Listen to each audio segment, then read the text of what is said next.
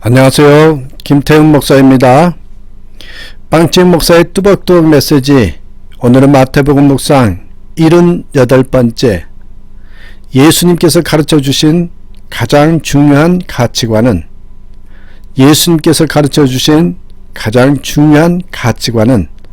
마태복음 23장 13절에서 22절의 말씀 가지고 오늘 뚜벅뚜벅 메시지 시작하겠습니다.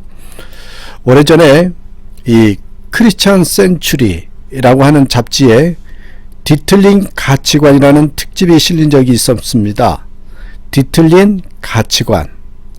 그 속에는 이런 이야기가 들어 있었어요.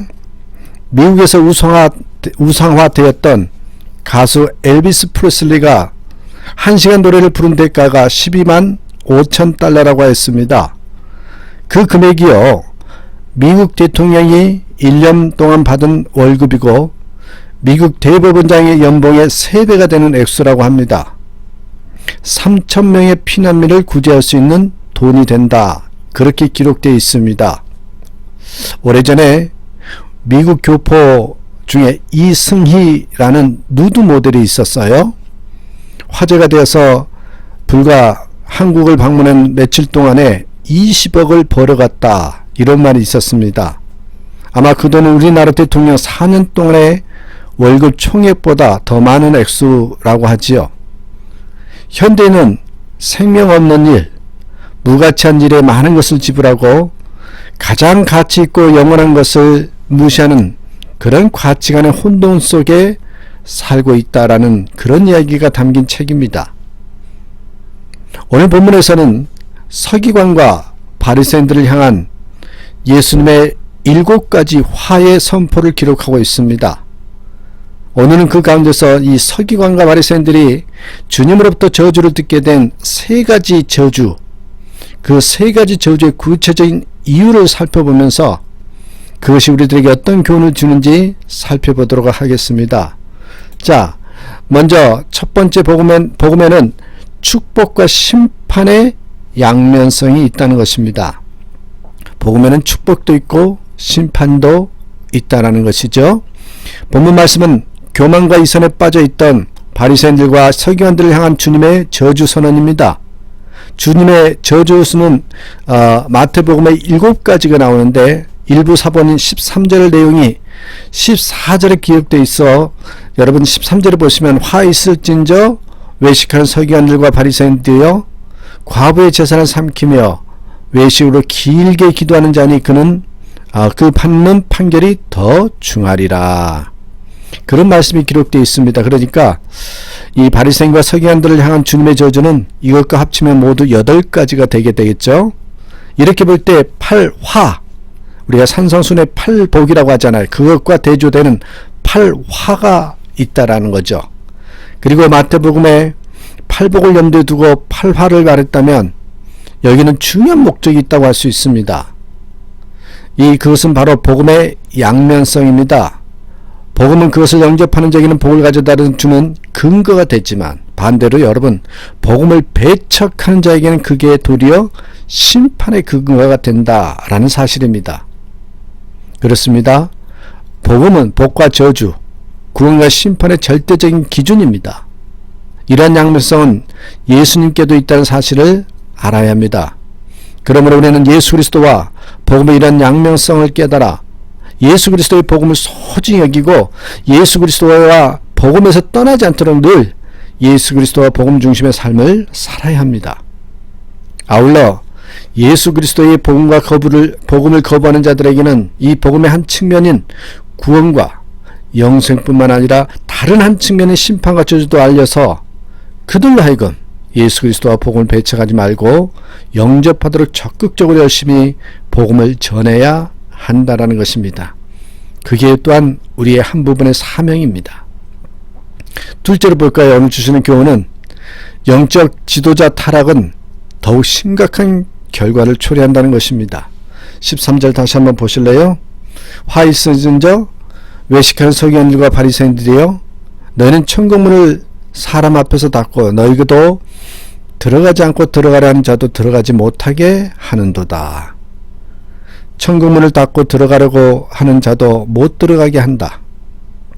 무슨 말일까요? 그들이 율법의 참뜻을 왜곡해서 조상들의 유전을 율법보다 더 권위 있는 것으로 가르쳤기 때문입니다. 그들은 율법을 그릇되게 해석하고 가르침으로 말미암아 사람들로 하여금 율법 정신에서 떠난 삶을 살도록 만들었다는 거죠. 그래서 자기를 또 말씀에서 멀어지는 삶을 살게 되는 그런 결과를 초래했다는 것입니다. 15절 한번 보실래요? 15절에 이런 말씀이 있습니다. 화 있을진저 외식하는 서기관들과 바리새인들이여, 너희는 교인 한 사람을 얻기 위하여 바다와 육지를 두루 다니다가 생기면 너희보다 배나 지옥 자식이 되게 하는도다. 서기관과 바리새인들은 유대 교로의 개종자들 한 사람이라도 더 만들기 위해서 바다와 육지를 두루 다닐 정도로 모든 수단을 다 동원하였습니다. 그들은 그렇게 해서 얻은 개종자들을 오히려 배나 지옥 자식이 되게 만들어버렸다는 것입니다. 예수님으로부터 저주를 선포받은 이유는 그들이 모세의 자리인 율법의 선생지위를 이용해서 하나님의 말씀을 그릇되게 해석하고 가르치고, 그래서 그 결과로 자신들뿐만 아니라 다른 사람들까지 구원을 얻지 못하게 했다는 것입니다. 이 사실이 오늘 우리에게 가르쳐주는 교훈이 무엇입니까? 바로 영적 지도자들이 타락했을 때의 심각한 결과입니다. 영적 지도자들의 타락은 일반 사람이 타락하는 경우에 비해서 더욱 심각한 결과를 초래하지요. 일반 사람의 타락은 대개 그 한 사람이나 그와 밀접한 연관이 있는 몇몇 사람에게만 악영향을 끼치게 됩니다. 그러나 영적 지도자의 타락은 그 자신은 물론 그의 가르침을 받은 구성원 전체에게 악한 영향을 끼치게 되어 있습니다. 예컨대 어느 교회 목회자가 타락해서 잘못된 이단설을 퍼뜨린다면 그 교회에 속한 성도 전체가 당연히 멸망하게 되지요. 하나 더 봅니다. 세 번째입니다. 성도는 올바른 가치관을 가져야 한다는 것입니다. 16절에서 19절에 보면 눈먼 인도자여, 어리석은 맹인들이여, 그런 책망이 나오죠. 하나님보다 물질의 최고의 가치를 두는 당시 종교 지도자들 지적한 말씀입니다. 서기관들과 바리새인들은 영적으로 앞을 보지 못하며 진리와 거짓을 분별하지 못하는 사람들이라는 것입니다. 그들은 영적 맹인이면서도 그 사실을 인정하지도 않아요.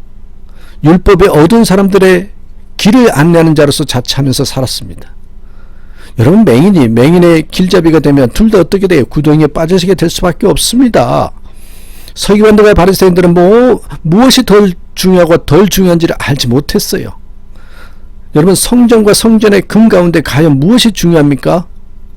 또한 제단과 그 제단의 예물 가운데 과연 무엇이 더 중요합니까? 주님께서는 성전의 금보다는 성전이, 제단의 예물보다는 제단이 훨씬 더 중요하다고 하셨습니다. 그럼에도 불구하고 서기관들과 바리새인들은요, 성전보다 성전의 금을, 제단보다는 그 제단 위에 놓인 예물을 더 중시함으로써 이렇게 잘못 인도함으로써 사람들로 하여금 하나님과 올바른 관계를 맺는 일까지 방해자가 되어버린 것입니다. 그리고 이렇게 서기관들과 바리새인들이 사물을 올바로 보지 못하고 모든 것을 거꾸로 보게 된 것은 그들이 여러분 진정한 말씀 위에 기초하지 못하고 이 재물과 탐욕에 눈이 멀었기 때문입니다.